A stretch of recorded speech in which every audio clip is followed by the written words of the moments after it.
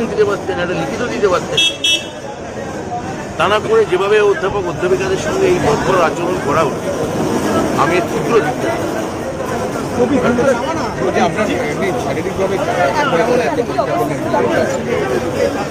শারীরিকভাবে ঠিক আছে বললাম। আমার অনেক প্রফেসররা শারীরিকভাবে সত্যি আহত হয়েছে। আমার খোঁজ নেওয়ার আগে আমার যারা অধ্যাপক অধ্যাপিকা আছে তাদের আপনারা বাইট নিন, খোঁজ নিন, দেখবেন অনেকে সত্যিকার সিরিয়াসলি আহত। আমার যেটুকু বলা সংগঠনের প্রধান হিসেবে আমি সেইটুকুই আপনাদের বলছি। প্রচুর প্রফেসরকে আজকে মারা হয়েছে, শারীরিকভাবে নিগ্রহ করা হয়েছে। অগ্নিসংযোগ হয়েছে শিক্ষা বন্ধু সমিতির অফিসে, আপনার কনভয়ে বা তারপরেও থাকে একাধিক গাড়ি ভাঙচুর হয়েছে। আমার গাড়ি ভেঙে দিয়েছে, আমার সিকিউরিটিতে ধরে মেরেছে, অনেক আরো যারা গেছিলেন অনেকেরই সিকিউরিটি ছিল তাদের মেরেছে।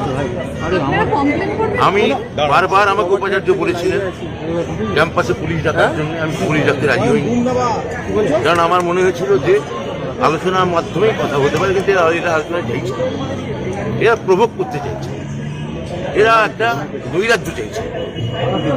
নৈরাজ্য যদি চান সেখানে তো আর কোনো তবে ডায়লগ হয় না। আমি সবাইকে বুঝতে পারি, সব মিলিয়ে মিশেছি। এসএফআই কিন্তু আমাকে আলাদা করে দেখা করেছে এবং তারা আমায় ডেপুটেশন দিয়েছে। তাদের কেউ ওদের মধ্যে ছিল কিনা সেটা আমি বলতে পারবো না। আমার ইতিমধ্যে অধ্যাপক সংগঠন মানে ওয়েবকুপা তারা যাদবপুর থানায় গেছে। সুমন বন্দ্যোপাধ্যায়, মহিতোষ গায়েন এবং আমাদের সেলিম বক্স মন্ডল, আমার 3 ভাইস প্রেসিডেন্ট, তারা ইতিমধ্যেই সম্ভবত এফআইআর করে দিয়েছে। ধুমধুমার পরিস্থিতি হয়ে আছে এখনো যাদবপুরে। আপনি আসার পর যখন এখানে আসলেন এখনো পর্যন্ত অভিযোগ যে তাদেরকে বাধা দেওয়া হচ্ছে, আপনাদের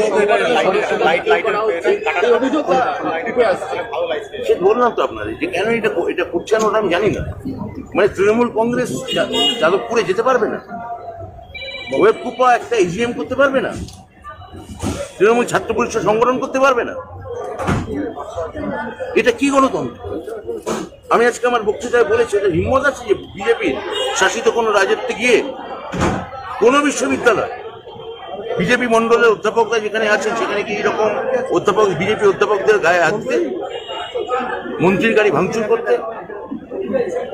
ওরা পারবেন? কারা আজকে গোটা রাজ্য দেখেছে, কারা আজকে নৈরাজ্য চালিয়েছে এবং কারা ধৈর্য ধরে ওখানে বসেছে? আমি মুখ্যমন্ত্রী, আমার দলনেত্রী মমতা বন্দ্যোপাধ্যায়, আমি দলের একজন কর্মী। মমতা বন্দ্যোপাধ্যায় গণতন্ত্রে বিশ্বাস করেন, শান্তিতে বিশ্বাস করেন, স্থৈর্যে বিশ্বাস করেন। আমি স্থিরতার সঙ্গে ওদের কথা বলতে চেয়েছিলাম, কিন্তু ওরা কথা বলতে চাননি, ওরা নৈরাজ্য চেয়েছিল, কলগাহীন একটা সন্ত্রাস চেয়েছে। এটা খুব উদ্বেগজনক। এটা কি পরিকল্পনা মাফিক? বলতে পারবো না ওদের পরিকল্পনা ছিল কি ছিল না।